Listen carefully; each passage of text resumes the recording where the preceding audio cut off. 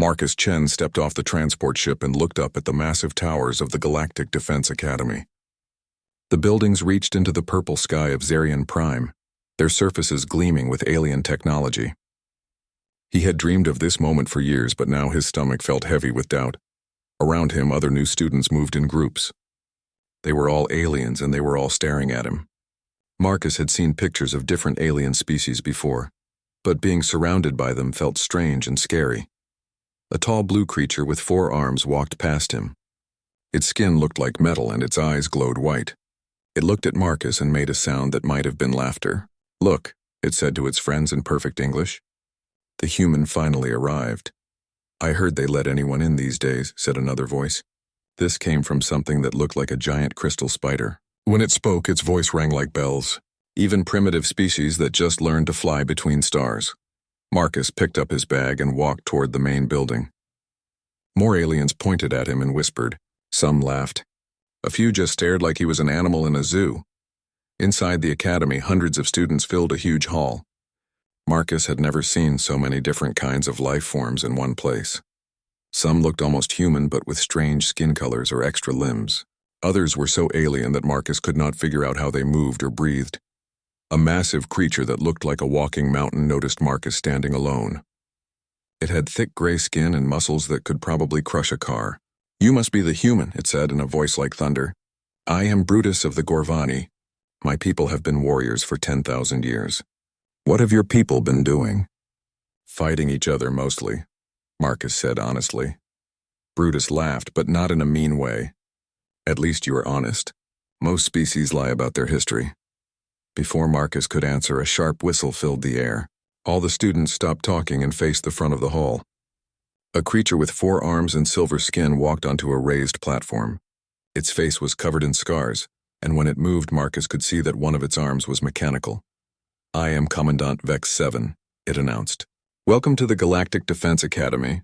For the next 2 years, you will learn to become officers in the greatest military force the galaxy has ever known." Vex 7's eyes found Marcus in the crowd. "Some of you come from warrior races with thousands of years of military tradition. Others come from peaceful species that have only recently joined our galactic community." The way it said this made Marcus feel like it was talking directly to him. "But all of you are here because your planets believe you have potential. Do not disappoint them." The next few hours were a blur of tests and assignments. Marcus was placed in Squad 7 with 5 other students. There was Zara 9, a pale girl with large black eyes who belonged to a species called the Zephyrians. She could read minds, which made Marcus nervous. There was also Krog, a young Gorvani who was smaller than Brutus but still twice Marcus's size. The others were a crystal being called Whisper of Wind, a reptile creature named Sistak, and something that looked like a floating jellyfish called Bloom 3. "Great," Zara 9 said after reading Marcus's thoughts. "Our squad has the primitive human. This should be fun." "I can hear what you are thinking," Marcus said. "You do not have to be rude about it." "I was not being rude," Zara 9 replied. "I was being honest. Your species has only been in space for a few hundred years. Some of us have been traveling between stars since before your planet had complex life. The first real test came 3 days later. It was a rescue mission simulation in a virtual reality chamber. The scenario was simple. Save civilian prisoners from a captured space station while fighting off enemy forces. Other squads completed the mission quickly and efficiently. The Zephyrians used their mind-reading abilities to coordinate perfectly without speaking. The Kithara processed information so fast that they could predict enemy movements before they happened. The Gorvani simply smashed through everything in their way. Squad 7's turn came last. As they entered the simulation, Marcus could feel his teammates' doubt. They had already decided he would fail. The virtual space station appeared around them. Warning lights flashed red, and they could hear the sounds of battle in the distance. According to their briefings, 20 civilian prisoners were trapped in the station's center while enemy forces tried to capture them. "Standard formation," Zara 9 said, taking command. "Krog, you take point.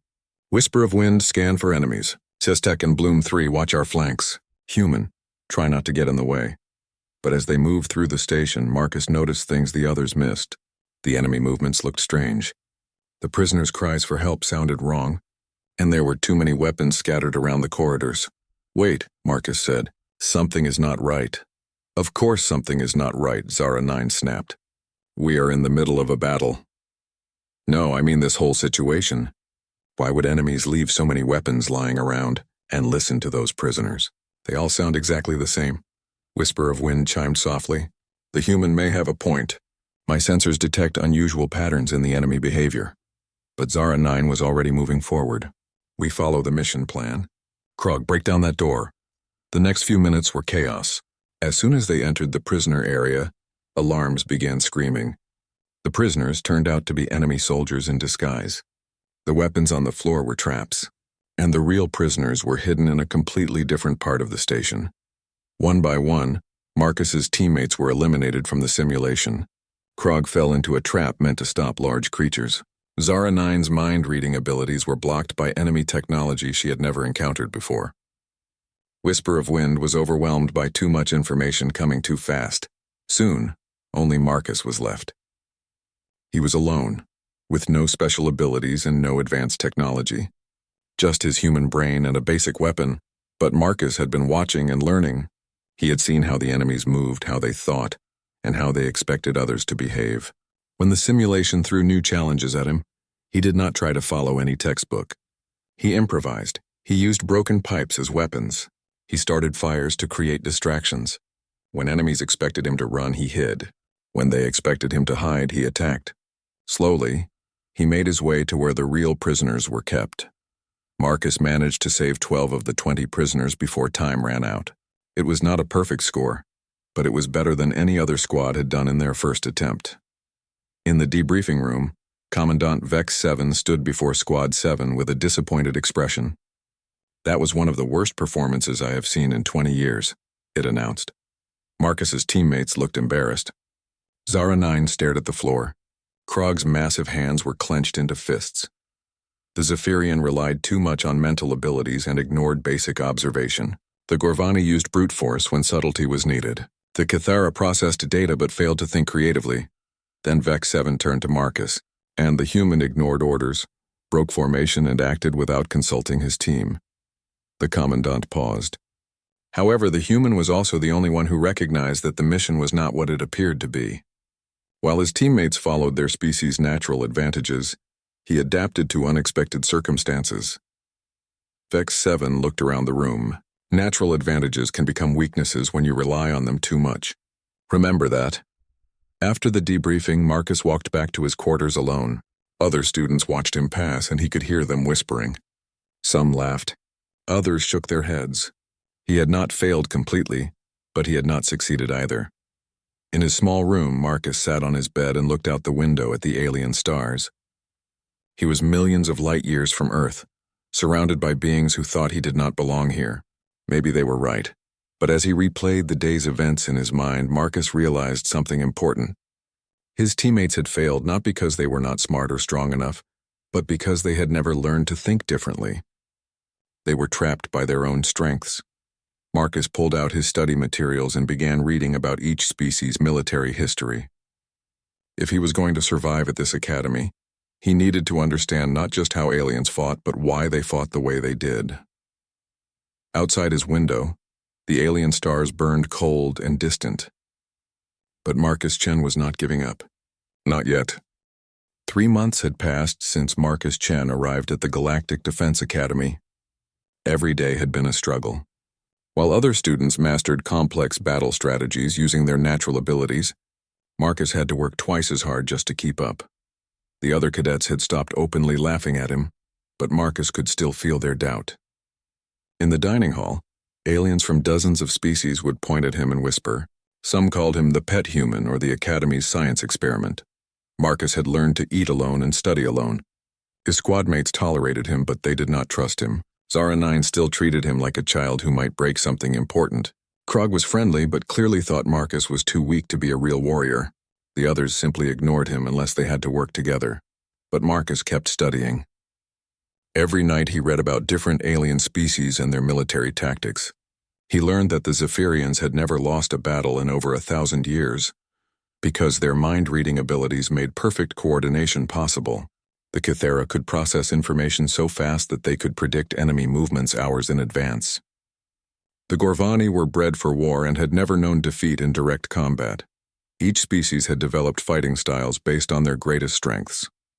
But Marcus began to notice something else in his research. Each species also had patterns, ways of thinking that never changed, even when change might help them win. The Zephyrians always used telepathic coordination. The Kythera always relied on their speed. The Gorvani always used overwhelming force. They had become so good at using their natural gifts that they never learned to fight without them. This discovery came at the perfect time. The Academy had announced a special training exercise unlike anything they had done before. Instead of the usual controlled simulations, students would face something called chaos scenarios, situations where normal tactics would not work. The purpose of this exercise, Commandant Vex 7 explained to the assembled students, is to test your ability to adapt when your usual methods fail. In real war, enemies do not always behave as expected. Marcus felt a small spark of hope. If the exercise was about adapting to unexpected situations, maybe his human background would finally be useful. The first chaos scenario began at dawn. Students were divided into mixed squads and given a simple mission: defend a mock city from attack. But as soon as the exercise started, everything went wrong. The enemy forces did not follow any known battle patterns. They attacked from unexpected directions, used weapons that did not exist in any database, and employed tactics that made no logical sense. Worse, all the advanced technology that students normally relied on began malfunctioning. Squad after squad failed the exercise. The Zephyrians could not coordinate when their telepathic abilities were jammed by unknown technology. The Kythera became confused when their rapid processing was overwhelmed by chaotic data. The Gorvani found that brute force was useless against enemies who refused to fight directly. By the third day, even the Academy's best students were struggling. Zara 9's squad had been eliminated in the first hour of their scenario. Brutus, the massive Gorvani who had spoken to Marcus on his first day, had lasted only 30 minutes longer. Then it was Squad 7's turn. Remember, Zara 9 said as they prepared for their scenario, stick to the plan. No improvising. She looked directly at Marcus when she said this. But as soon as they entered the mock city, Marcus could see that any plan would be useless. The enemy was already there, hiding in buildings and using the city's own defenses against them. Civilians were running in panic, making it impossible to tell friend from enemy, and their communication equipment was filled with static and false signals. Formation Delta, Zara 9 ordered, trying to use her telepathic abilities to coordinate the squad. But something was blocking her mental powers. For the first time since Marcus had known her, she looked confused and scared. Krog tried to charge forward using standard Gorvani tactics, but the enemy had scattered in all directions. There was nothing for him to fight directly. Whisper of Wind attempted to process all the chaotic information around them, but there was too much data, and most of it was false. Within minutes, the squad was scattered and confused. Marcus found himself separated from the others, hiding behind a damaged vehicle while enemy fire came from at least 3 different directions. But instead of panicking, Marcus began to observe. The enemy movements looked random, but there was a pattern if you knew how to look for it. They were not trying to win quickly. They were trying to cause confusion and fear. This was psychological warfare, something humans understood very well. Marcus began to move through the city differently than he had been trained. Instead of following military formations, he used the chaos to his advantage. He stayed low, moved unpredictably, and made noise in one place while attacking from another. Slowly, he began to take out enemy positions. Not by overwhelming them with superior firepower, but by being where they did not expect him to be. When they thought he was running away, he was actually flanking them. When they expected him to hide, he attacked. More importantly, Marcus began to help his scattered teammates. He could not use telepathy like Zara 9, but he could leave simple signals that guided her to safety when her mental powers failed. He could not process data like Whisper of Wind, but he could point out patterns that were hidden in all the noise. For Krog, Marcus created opportunities for direct combat by forcing enemies out of hiding. He showed the young Gorvani that sometimes the best way to use strength was to let others make the first move. By the end of the exercise, Squad 7 had not only survived but had managed to complete their mission. They were the first squad in 3 days to successfully defend the mock city. In the debriefing room, Commandant Vex 7 looked puzzled. "Squad 7 should not have succeeded," it said bluntly. "Your individual test scores rank you among the lowest in your class. Yet you performed better than squads with much higher rankings." Zara 9 spoke up hesitantly. "The human did something different. When our normal tactics failed, he showed us new ways to fight." "Explain," the Commandant ordered. Marcus felt everyone staring at him. "I just did what felt right," he said. "When you cannot use your strengths, you have to find other ways to win." Vex 7 studied Marcus for a long moment. "And what ways are those?" "Use what the enemy gives you. Make them think you are doing one thing while you do another. Do not fight the way they expect you to fight." Marcus paused. "My species calls it thinking outside the box." That night, something unexpected happened. Zara 9 came to Marcus's quarters. She looked uncomfortable, like she was not sure why she was there. "I wanted to thank you," she said quietly. "When my telepathic abilities stopped working, I thought we were all dead. I have never fought without them before." "You did fine," Marcus said. "You just needed to trust your other senses." "That is what I wanted to ask you about," Zara 9 said. "How did you know what to do when everything went wrong? Your species does not have any special abilities. How do you fight when you have no advantages?" Marcus thought about this question. "Maybe that is our advantage," he said finally. "We never learned to depend on special abilities. We always had to find other ways." Word of Squad 7's success spread quickly through the academy. Other students began to approach Marcus with questions. How do you fight when your natural abilities are blocked? How do you make decisions when you do not have perfect information? How do you win when the enemy will not fight the way you expect? Most aliens had never had to think about these problems. Their species had always won battles using their natural gifts. But Marcus had grown up learning to solve problems without any special advantages. Within a week, small groups of students were meeting with Marcus after regular classes. He started teaching them simple human concepts: improvisation, backup plans, and what humans called thinking on your feet. A Cathera named Echo 7 learned to slow down her thinking when rapid processing became a disadvantage. A young Gorvani called Spike discovered that sometimes patience worked better than immediate attack. Even some Zephyrians began practicing non-telepathic communication. Marcus was still the Academy's worst student in traditional measures. His test scores remained low, and he still struggled with advanced technology. But he was becoming something no one had expected: a teacher.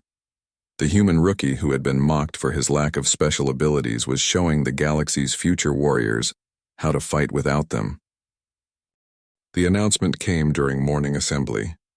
Commandant Vex 7 stood before all the students with news that made everyone sit up straight. "The annual Nexus War Games will begin in 2 weeks, the Commandant declared. "This is the most important competition in the galaxy. Military academies from over 50 worlds will send their best students to compete." Marcus had heard about the Nexus War Games.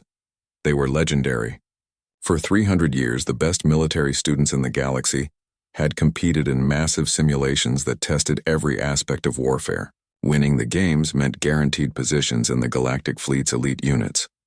"Our academy is placed in the top 3 for the last 30 years, Vex 7 continued. "This year we face a new challenge. The games will feature an unknown enemy using tactics that have never been seen before." Marcus felt his stomach tighten. Unknown tactics meant chaos and unpredictability. Exactly the kind of situations where traditional alien strategies often failed.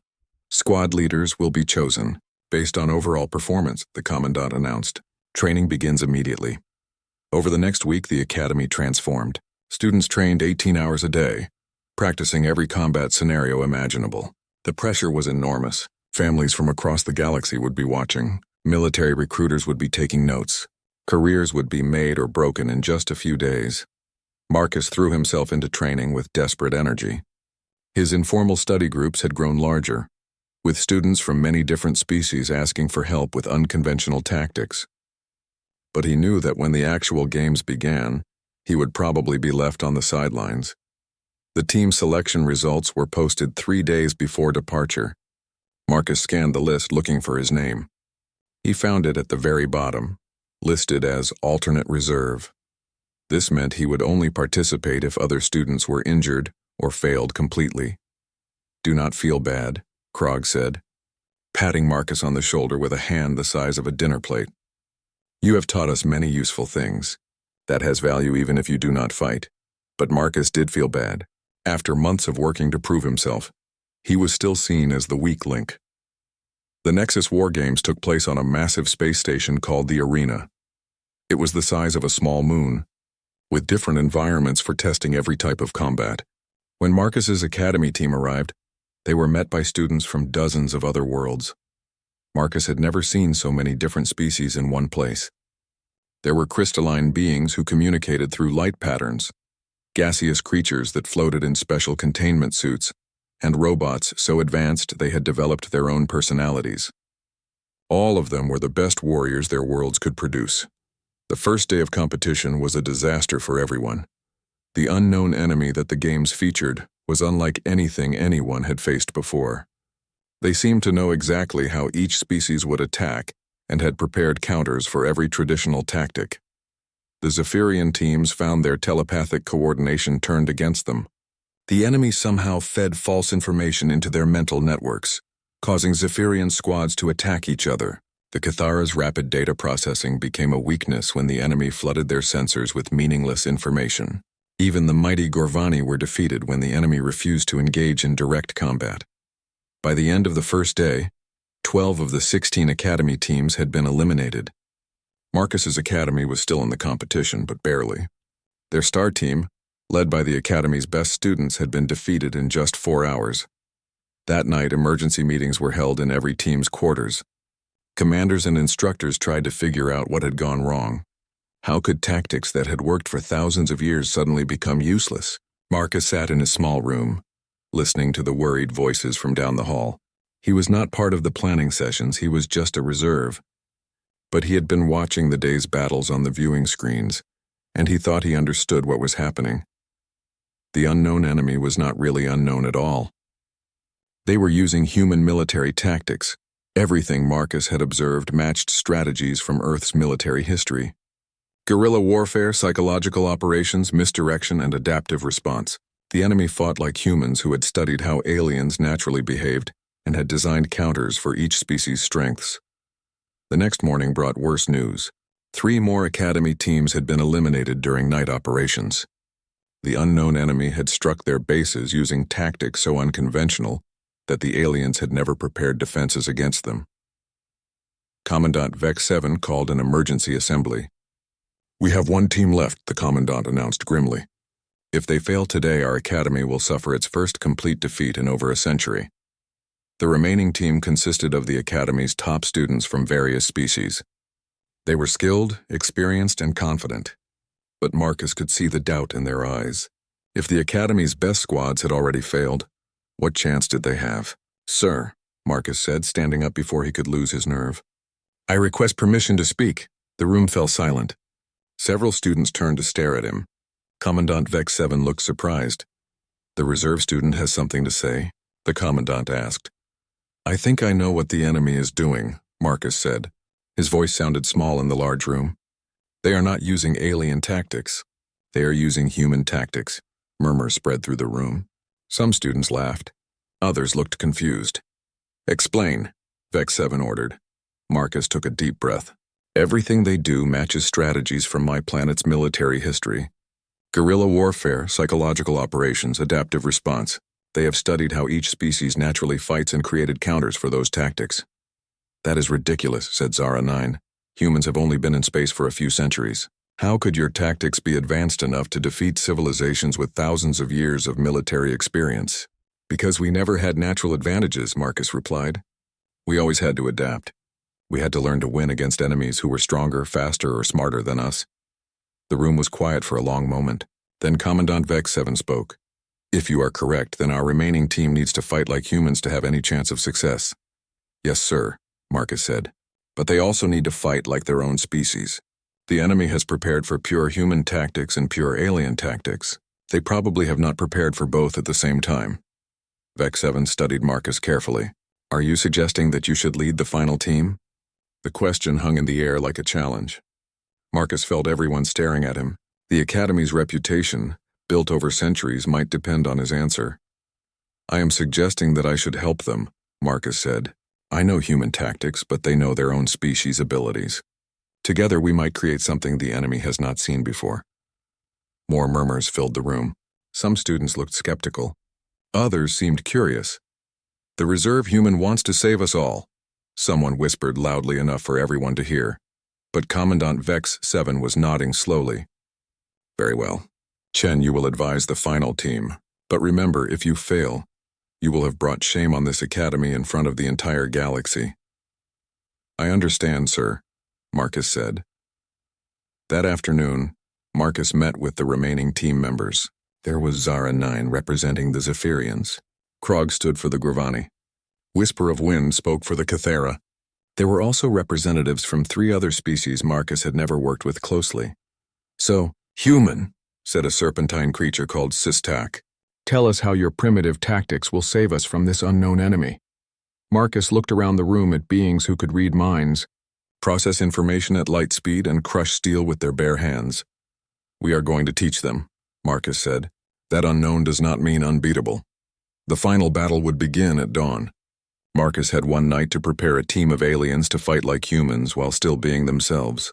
It seemed impossible, but impossible was something humans had been overcoming for their entire history. Dawn came too quickly. Marcus had spent the entire night working with his team, teaching them to combine their natural abilities with human tactical thinking. Now, as they prepared for the final battle of the Nexus War Games, he could see the doubt in their eyes. "Remember," Marcus said quietly as they checked their equipment, "the enemy expects us to fight like pure humans or pure aliens. We are going to do both." Zara 9 nodded, but her pale face showed her nervousness. "I still do not understand how reading minds and guerrilla warfare work together." "Trust me," Marcus said. "When the time comes, you will see." The final scenario was the most complex yet. The team had to capture and hold a strategic position while preventing the enemy from completing their own mission. The battlefield was a ruined city with multiple levels, hidden passages, and civilian areas that could not be damaged. As they entered the simulation, Marcus felt his heart racing. Thousands of beings from across the galaxy were watching this battle. If he was wrong about the enemy tactics, his team would be defeated in front of everyone. The enemy attacked within minutes, and immediately Marcus saw that he had been right. They moved in small groups, used hit-and-run tactics, and tried to divide his team's attention across multiple threats. These were definitely human-style guerrilla tactics. "Zara, start scanning," Marcus whispered into his communicator.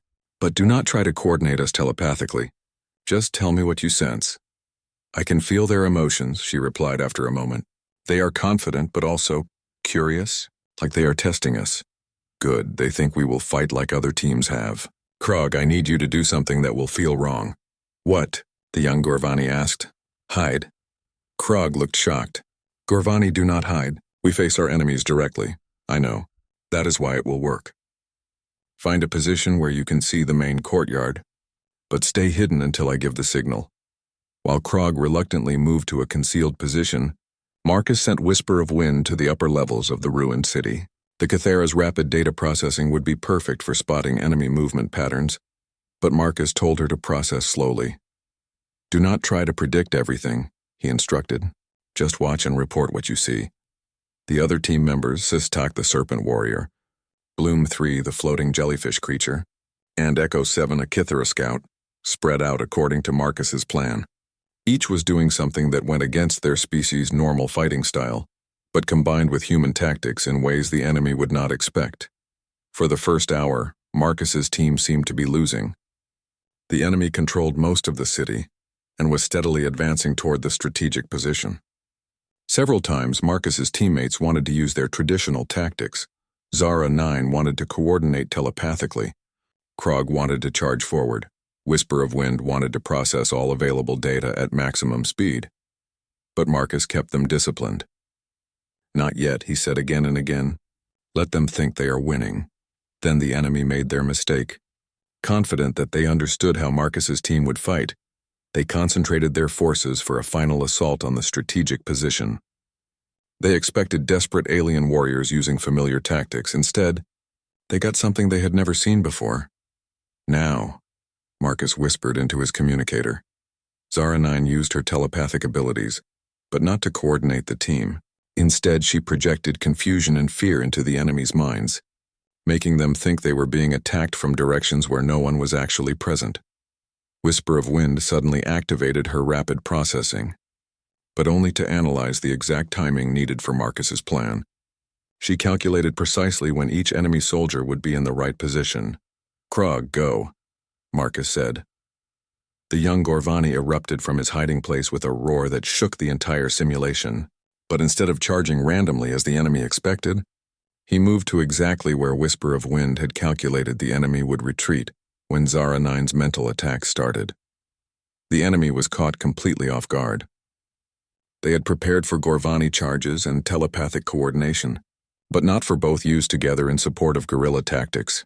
Sestak used his serpent speed to strike from unexpected angles, while Bloom 3's floating ability let her attack from above.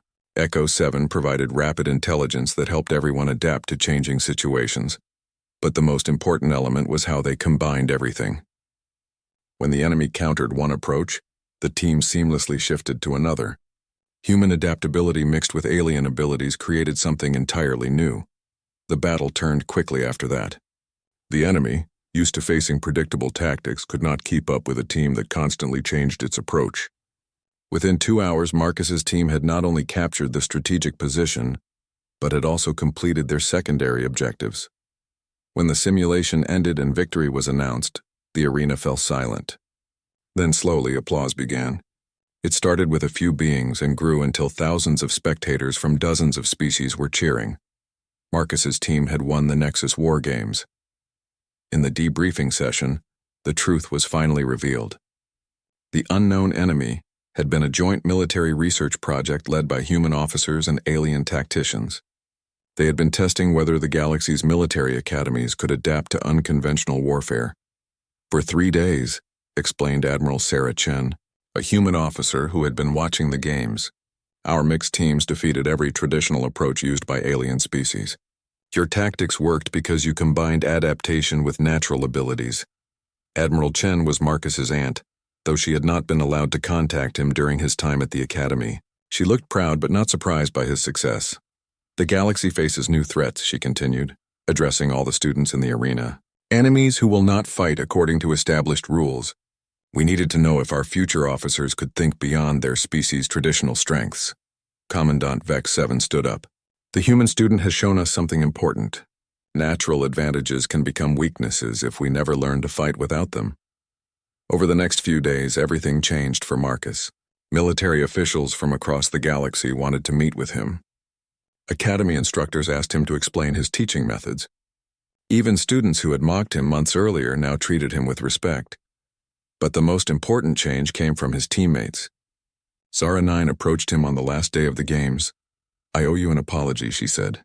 "I thought your species was primitive because you have no special abilities. I did not understand that this was actually your greatest strength." "It is not about being better or worse," Marcus replied.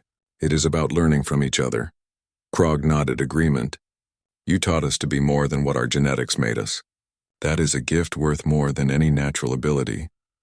When they returned to the academy, Marcus found that his life had changed completely. He was no longer the failed human student struggling to keep up. Instead, he was something entirely new. A teacher who could help others overcome their limitations. Requests came in from other academies across the galaxy. Could Marcus teach their students? Could he develop new training programs? Could he help create mixed species teams that fought more effectively than any single species units? But Marcus was not ready for that yet. He had 2 years left at the academy, and he intended to use them well. He had proven that humans could contribute to galactic civilization in ways no one had expected. More importantly, he had shown that every species could become more than they had ever imagined possible. The human rookie was no longer a rookie. He was becoming something the galaxy had never seen before, a teacher who could help anyone learn to be stronger than their limitations. 5 years had passed since Marcus Chen graduated from the Galactic Defense Academy. The small training facility he had built on a remote moon now attracted students from across the galaxy. The sign above the entrance read, "Institute for Adaptive Warfare," but everyone called it Chen's Academy. Marcus stood in his office, looking out at the training grounds where beings from 50 different species practiced together. A group of Zephyrians were learning to fight without telepathy, while Kithra students practiced making decisions with incomplete information.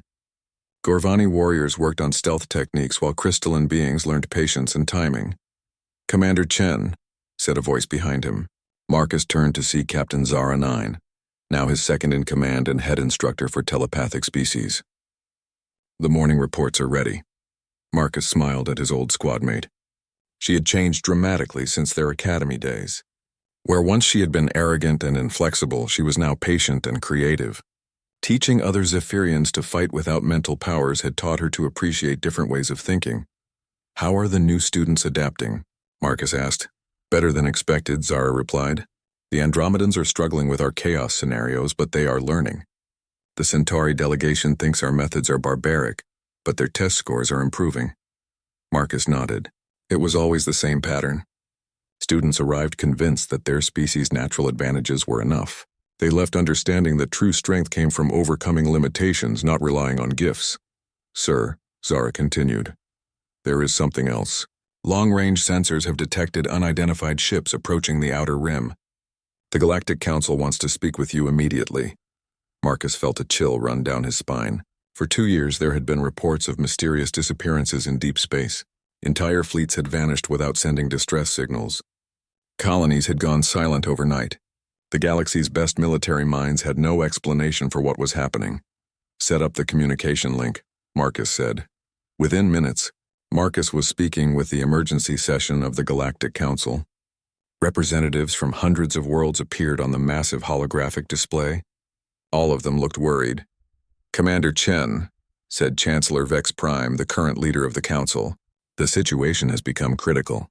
Our scouts have made contact with the unknown threat." The display changed to show recordings from deep space. Marcus watched ships unlike anything he had ever seen. They moved in perfect coordination, adapted instantly to any attack, and seemed to predict every tactical decision the galactic forces made. "They call themselves the Collective," the Chancellor continued. "They appear to be a hive mind species that has been observing our galaxy for thousands of years. They know everything about how each of our species fights." Marcus studied the recordings carefully. The enemy ships moved with frightening intelligence. When Zephyrian fleets tried telepathic coordination, the Collective jammed their mental networks. When Kithera forces used rapid data processing, the enemy overwhelmed them with false information. Gorvani battle tactics were countered before they could even begin. "They are using our own strengths against us," Marcus said quietly. "Yes," the Chancellor replied. "Every traditional strategy has failed. They seem to know exactly how each species will respond to any situation." "What about mixed species fleets?" Marcus asked, also defeated. "They adapt to combined tactics as quickly as they adapt to single-species approaches." Marcus was quiet for a long moment. Around him, the Council representatives waited. Some looked hopeful. Others seemed resigned to defeat. "Commander," the Chancellor said finally, "the Council is prepared to offer you complete command of all galactic defense forces. You are the only military leader who has consistently created tactics that surprise even allied forces." The offer was unprecedented. No single being had ever commanded forces from every major species in the galaxy. The political implications alone were staggering. "I accept," Marcus said without hesitation. "But I have conditions." "Name them," the Chancellor replied immediately. "First, I choose my own staff. Second, all fleet commanders must train at my institute for at least 30 days before taking combat positions. Third, no traditional single-species tactics will be used without my approval." Several Council representatives looked shocked. Marcus was essentially asking to remake the galaxy's entire military structure. "Agreed," the Chancellor said. "How long do you need to prepare?" Marcus looked out at his training grounds again. Students from dozens of species were working together, learning to overcome their limitations and fight in ways their ancestors had never imagined. "Give me 60 days," he said.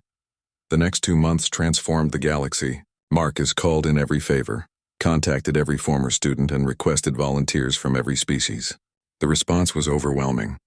Warriors who had trained at his institute spread across the galaxy, teaching others the principles of adaptive warfare. Meanwhile, Marcus worked with his core team to develop something entirely new: multi-species units that could fight as a single organism while maintaining each member's individual strengths. Zara 9 led teams of telepathic species in learning to coordinate without mental links. Krog, now a general himself, taught warriors from a dozen species how to combine stealth with overwhelming force.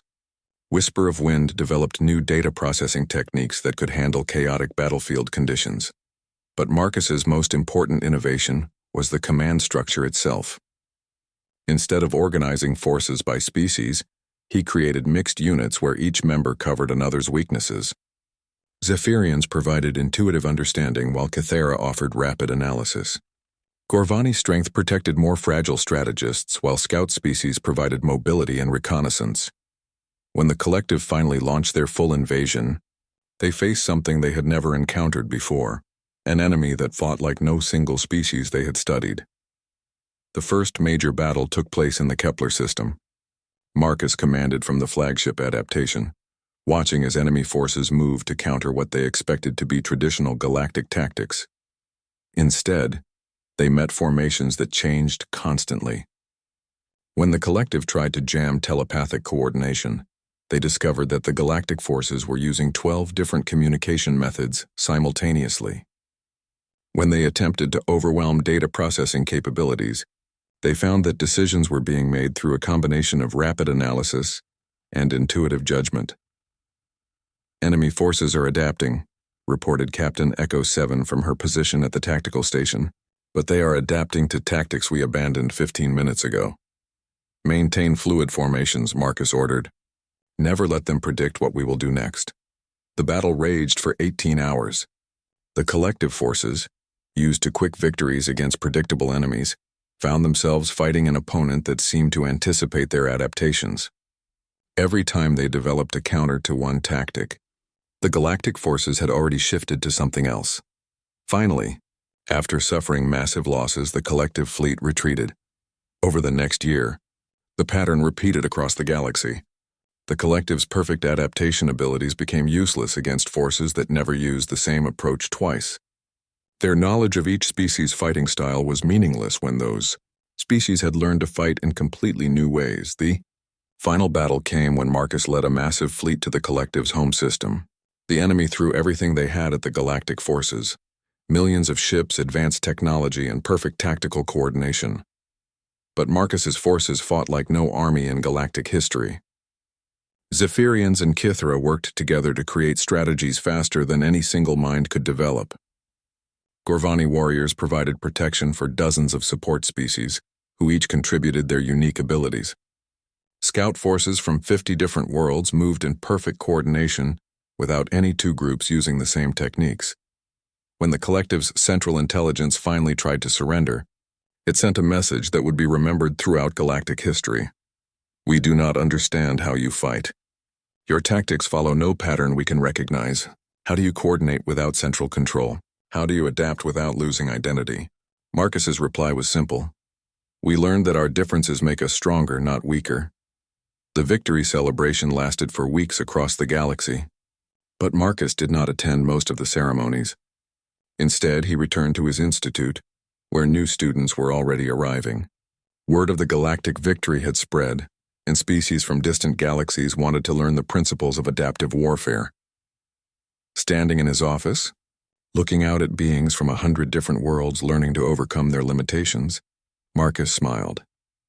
The human rookie who had once been mocked for his lack of special abilities had become something no one could have predicted. A teacher who had shown the galaxy that evolution never stops. In the distance, new ships were landing, carrying students eager to learn that the greatest strength comes not from what you are born with, but from what you choose to become.